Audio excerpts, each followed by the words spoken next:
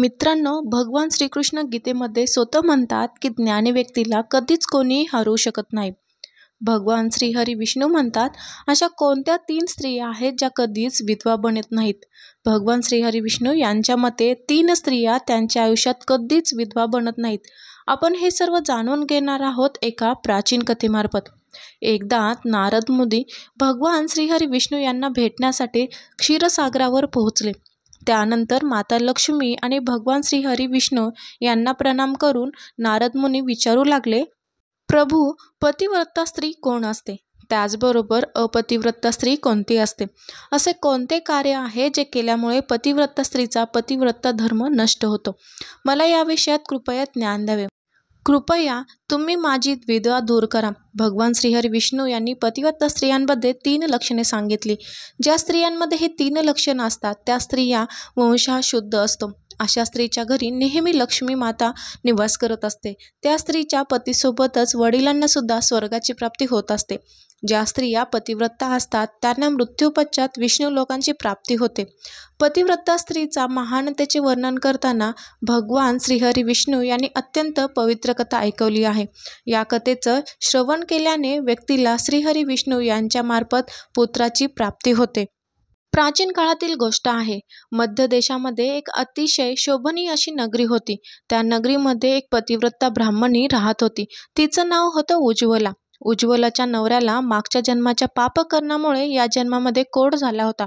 अर्थातच त्याला कोढाचा रोग झाला होता. त्याच्या शरीरावर वेगवेगळ्या ठिकाणी जखमा झाल्या होत्या.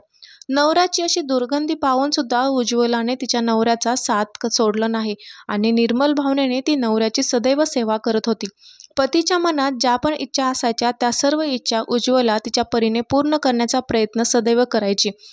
उज्ज्वला रोज जशी देवाची पूजा करायची तशीच नवऱ्याची सुद्धा पूजा करायची. तिच्या सर्व इच्छांचा त्याग करून ती नवऱ्यावर अत्यंत मनोभावे प्रेम करत होती.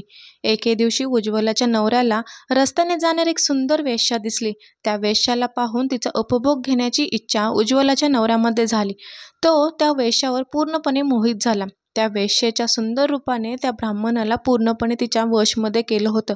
तिचं रूप पाहून त्या ब्राह्मणाला आता एक क्षणही राहता येत नव्हतं आणि जेव्हा ती वेश्या त्या ब्राह्मणाच्या नजरेपासून दूर झाली तेव्हा तो ब्राह्मण अत्यंत दुःखी झाला. नवऱ्याचा आवाज ऐकून उज्ज्वला लगेच धावत घरातून बाहेर आली आणि नवऱ्याला विचारू लागली, हे नातं, काय झालं? तुम्ही इतके उदास का दिसत आहात? तुमचा श्वास इतका का चढला आहे? तुम्हाला जे पण कष्ट असतील ते मला सांगा. तुमचं जे पण काम असेल ते मला सांगा. मी ते नक्कीच पूर्ण करेन. ते प्रमाणात एकमात्र तुम्हीच माझे गुरु आहात, प्रियतम आहात. पत्नीच्या अशा विचारल्यानंतर त्या ब्राह्मणाने म्हटलं, हे प्रिये, मला जे हवं आहे ते तू मला नाही देऊ शकत. तूच काय, कोणीही मला हे देऊ शकत नाही आणि म्हणूनच या गोष्टीवर व्यर्थ बोलणं योग्य नाही आणि म्हणूनच तू ही गोष्ट सोडून दे. तेव्हा उज्ज्वला म्हणाले, हे प्राणनाथ, मला विश्वास आहे की मी तुमचं हे कार्य नक्कीच पूर्ण करेन. तुम्ही फक्त मला आज्ञा द्या. मी माझी पूर्ण शक्ती लावून ते कार्य पूर्ण करण्यास प्रयत्न करेल. ते कार्य पूर्ण करण्यासाठी जो पण उपाय असेल तो मी नक्कीच करेन. मी तुमचं हे कार्य जर पूर्ण करू शकले तर माझंच कल्याण होऊ शकेल. तेव्हा उज्ज्वलाच्या नवऱ्याने म्हटलं, हे प्रिये, ठीक आहे, तू इतकंच हट्ट करत आहेस, मग मी तुला सांगतो. आत्ताच या रस्त्याने एक सुंदर अशी वेश्या जात होती. तिचा शरीर अत्यंत सुंदर आणि मनमोहक होता, जिला पाहून तिचा उपभोग घेण्याची इच्छा माझ्या मनामध्ये झाली आहे. जर तू असा कोणता उपाय करू शकशील ज्यामुळे ती वेश्या, सुंदर वेश्या मला मिळू शकेल, तर माझा जन्म सफल होईल. हे देवी, तू मला त्या वेश्याला मिळवून दे आणि माझी आग शांत कर. नवऱ्याने असं म्हटल्यावर उज्ज्वला अत्यंत दुःखी झाली व त्यानंतर ती म्हणाली, हे नाथ, तुम्ही धीर धरा. मी तुमचं हे कार्य नक्कीच पूर्ण करेन आणि त्या वेश्यासोबत तुमची भेट नक्कीच घडवून देईन. इतकं म्हटल्यानंतर उज्ज्वलाने मनातल्या मनात काहीतरी विचार केला आणि मध्यरात्री उठून ती शेण आणि झाडू घेऊन घरातून बाहेर निघून गेली. जाता वेळेस तिच्या मनामध्ये खूप प्रसन्नता होती. त्यानंतर ती वेश्याच्या घराजवळ पोहोचली व त्यानंतर तिने त्या वेश्याच्या घराच्या अंगणाला झाडलं व त्यानंतर शेणाने सारून त्या वेश्याचं अंगण अत्यंत सुंदर बनवलं आणि लोकांचे लक्ष लागण्यापूर्वीच ताबडतोब ती तिच्या घरी परत आली. अशा प्रकारे उज्ज्वलाने 3 दिवस त्या वेश्याच्या घराच्या अंगणामध्ये झाडू मारून ते अंगण शेणाने सारवलं. इकडे ती वेश्या तिच्या घराचं अंगण पाहून सेवकांना विचारू लागली, अरे वा, आज माझ्या अंगणाची इतकी चांगली स्वच्छता कोणी केली आहे? ज्याने पण माझं अंगण स्वच्छ केलं आहे त्याची मी इच्छा नक्कीच पूर्ण करीन. तेव्हा वेश्याचे सेवक म्हणाले, हे स्त्री, घराच्या अंगणाची स्वच्छता तर आम्ही केली नाही. आम्ही उठण्यापूर्वीच कोणीतरी या अंगणाची स्वच्छता करून निघून जातो. सेवकांचं बोलणं ऐकून वेश्याला खूपच आश्चर्य वाटलं. ती विचार करू लागली की असं कोण आहे जो माझ्या अंगणाची स्वच्छता करतो. त्या वेश्याची उत्कंठा वाढू लागली व त्यामुळेच ती रात्री झोपली नाही आणि लपून पाहू लागली की कोण अंगणाची स्वच्छता करत असावी. मध्यरात्र झाली तेव्हा वेश्याने पाहिलं की एक ब्राह्मणी तिच्या घराजवळ येऊन अंगणाची स्वच्छता करते व शेणाने अंगण सारवते. ब्राह्मणीला पाहून ती वेश्या म्हणाली, हे देवी, तुम्ही हे काय करत आहात? माझ्यासारख्या पापी स्त्रीच्या घराचं अंगण तुम्ही का साफ करत आहात? मला माफ करा, परंतु तुम्ही हे काम नका करू. इतकं म्हणून त्या वेश्याने त्या ब्राह्मणीचे पाय पकडले आणि म्हटलं, हे पतिव्रते, तुम्ही का माझं यश, संपत्ती आणि कीर्तीचा विनाश करण्याच्या मागे आहात? मी असा कोणता अपराध केला आहे? हे साध्वी, तुम्हाला जे पण हवं आहे ते तुम्ही मागा. मी काहीही विचार न करता ते तुम्हाला देऊन टाकेल, परंतु तुम्ही कृपया हे कार्य करू नका.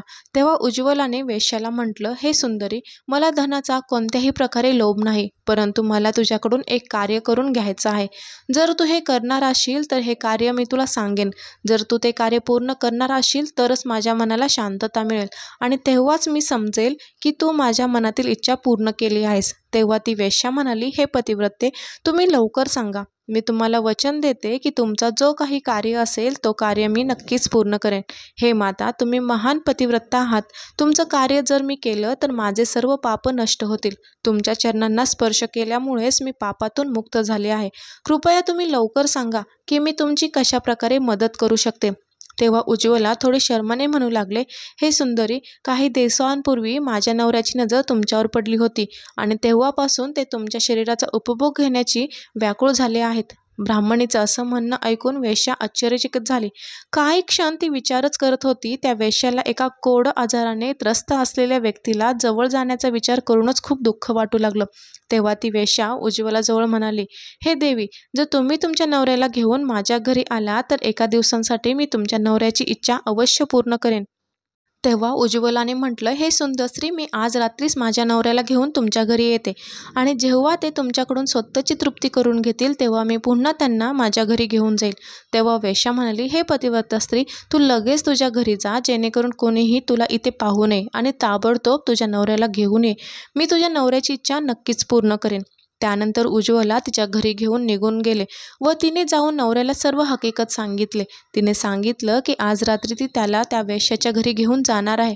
तेव्हा उज्ज्वलाचा नवरा उज्ज्वलाला म्हणाला, हे प्रिये, मी तिच्या घरी कसा जाणार? मला तर चालणंसुद्धा शक्य नाही. मग कशा प्रकारे हे कार्य पूर्ण होऊ शकेल? तेव्हा उज्ज्वला म्हणाली, हे प्राणनाथ, तुम्ही चिंता करू नका. मी तुम्हाला माझ्या पाठीवर बसून घेऊन जाणार आहे आणि जेव्हा तुमचं कार्य पूर्ण होईल तेव्हा तुम्हाला परत घेऊन येणार आहे. उज्ज्वलाच्या तोंडून हे बोलणं ऐकून ब्राह्मण खूपच खुश झाला आणि तो उज्ज्वलाला म्हणाला, हे कल्याणी, तू एक महान स्त्री आहेस. तुझ्यापासून मी अत्यंत प्रसन्न आहे. तुझ्यामुळेच माझं कार्य पूर्ण होणार आहे. तू आज जो कार्य तुझ्या नवऱ्यासाठी केला आहेस असं कार्य या जगातील कोणतीही स्त्री करू शकणार नाही. हे देवी, तू धन्य आहेस. त्यानंतर रात्र झाली व उज्ज्वला नवऱ्याला पाठीवर बसून घेऊन जाऊ लागले. रस्त्यातच मांडव्य ऋषीला राजाने चोर समजून सुलीवर लटकवले होते, परंतु ते ऋषी अजूनही जिवंत होते आणि त्याच्या तपस्येमध्ये लीन झाले होते. जेव्हा रात्रीच्या अंधारात उज्ज्वला मांडव ऋषीच्या बाजूने जात होती तेव्हा चुकून तिच्या नवऱ्याचा पाय मांडव ऋषीच्या शरीराला लागला आणि त्याची तपस्या भंग झाली. मांडव ऋषी अत्यंत क्रोधित झाले आणि शाप देऊ लागले, ज्या पापी माणसाने माझी तपस्या भंग केली आहे आणि मला वेदना दिल्या आहेत ती पापी सूर्योदय होण्याबरोबरच भस्म होऊन जाईल. मांडव्य ऋषीने शाप देताच उज्ज्वलाचा नवरा जमिनीवर पडला. मांडव्य ऋषीचा शाप ऐकून उज्ज्वला खूप दुःख झालं आणि ती म्हणू लागली, आजपासून 3 दिवस सूर्योदय होणारच नाही. इतकं म्हटल्यानंतर उज्ज्वला तिच्या नवऱ्याला घेऊन घरी गेली आणि नवऱ्याला अंथरुणावर झोपवून ती त्याच्या शेजारी बसली. पतिव्रता स्त्रीच्या वाणीमध्ये इतकी शक्ती असते की ती जे पण काही म्हणते ते सर्व सत्य ठरते. त्यामुळे पतिव्रता स्त्रीच्या म्हटल्यामुळे साक्षात सूर्यदेवाला सुद्धा तिच्या बोलण्याचं पालन करावं लागलं.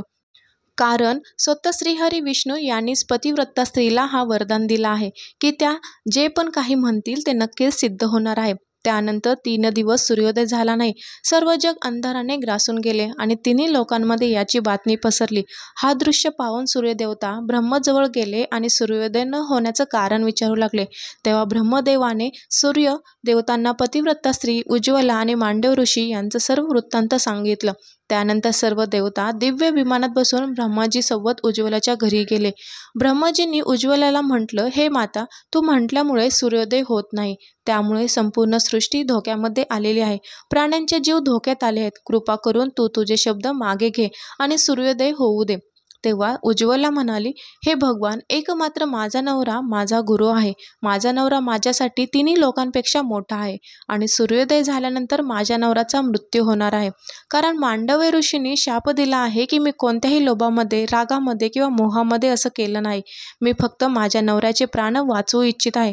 तेव्हा ब्रह्मदेव म्हणाले, हे माते, तुझ्या नवऱ्याचं आयुष्य इतकंच होतं. तुझ्या नवऱ्याच्या मृत्यूमुळे पृथ्वीचं कल्याण होणार आहे. तू तुझ्या नवऱ्याचे प्राण जाऊ दे, त्यामुळे तुला खूप पुण्य मिळणार आहे. जेव्हा उज्ज्वला म्हणाली, हे ब्रह्मदेव, पतीचा त्याग करून मला कुठल्याही लोकांमध्ये सुखाची प्राप्ती होणार नाही. माझे पती माझे ईश्वर आहेत आणि म्हणूनच मी त्याचा त्याग करू शकत नाही. तेव्हा ब्रह्मदेव म्हणाले, हे कल्याणी, तुझ्या हा पतिव्रता धर्मामुळे मी खूपच प्रसन्न झालो आहे. तू आत्ता तुझा हा हट्ट सोडून दे आणि सूर्योदय होऊ दे, ज्यामुळे पूर्ण संसार स्वस्थ होऊन जाईल आणि आमच्या आशीर्वादामुळे तुझा कोड रोगाने ग्रसित नवरा सुद्धा कामदेवासारखा सुंदर होईल. ब्रह्माजींनी असं म्हटल्यानंतर त्या पतिव्रता स्त्रीने थोडा वेळ विचार केला व त्यानंतर तिने ब्रह्मदेवांना होकार दिला व त्यानंतर सूर्योदय झाला व त्यानंतर मांडव ऋषीच्या शापामुळे लगेच उज्ज्वलाच्या नवऱ्याचा देहांत झाला व त्यानंतर त्या राखेतून कामदेवासमान अत्यंत सुंदर असा तिचा नवरा बाहेर आला. हा सर्व चमत्कार पाहून उज्ज्वला अत्यंत प्रसन्न झाली व त्यानंतर स्वर्गलोकातून एक अत्यंत तेजस्वी विमान आलं व त्या विमानात उज्ज्वला तिच्या नवऱ्यासोबत बसून स्वर्गलोकांसाठी निघून गेली. तर मित्रांनो, अशा प्रकारे पतिव्रता स्त्रीमध्ये या संसाराला नष्ट करण्याची सुद्धा शक्ती असते. पतिव्रता स्त्रीसमोर मोठमोठ्या देवांना सुद्धा माघार घ्यावी लागते. त्यानंतर भगवान श्रीहरी विष्णू म्हणतात, हे नारद मुनी, आता मी तुम्हाला 3 स्त्रियांचे लक्षणे सांगतो. ज्या स्त्रियांमध्ये हे लक्षणं असतात अशा स्त्रिया कधीच विधवा होत नाहीत. पहिलं लक्षण हे आहे की जी स्त्री पतिव्रता असते, जी स्त्री पतिव्रता धर्माचं पूर्णपणे पालन करते, अशी स्त्री कधीच विधवा होत नाही. त्यानंतर नंबर 2, जी स्त्री तिच्या नवऱ्याचा कोणताही शब्द खाली पडू देत नाही, नवऱ्याची इच्छा लगेच पूर्ण करते. नवऱ्याने जे काही सांगितलेलं कार्य असेल ते कार्य करण्यासाठी ती स्त्री सदैव तत्पर असते, अशी स्त्री कधीही विधवा होत नाही. त्याचबरोबर नंबर 3, जी स्त्री नवऱ्यासाठी कोणासमोरही माघार घेत नाही, देवांनाही तिच्यासमोर माघार घ्यावी लागते, अशी स्त्रीसुद्धा कधीच विधवा होत नाही. तर हा व्हिडिओमधील माहिती जर तुम्हाला आवडली असेल तर व्हिडिओला नक्की लाईक करा आणि चॅनलला सबस्क्राईबही करा.